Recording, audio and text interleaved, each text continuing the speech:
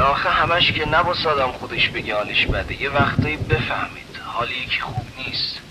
میدونی من نیاز دارم درک بشم یه وقتایی، و درد داره که به جای درک ترک بشی.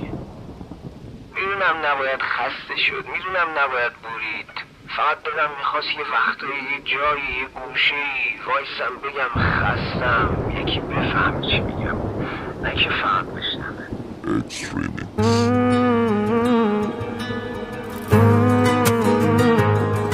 کجایی یعنی دلت تنگ شده واسه من؟ کجایی داره که سر میره حوصله من؟ کجایی خیلی زیاده فاصله من؟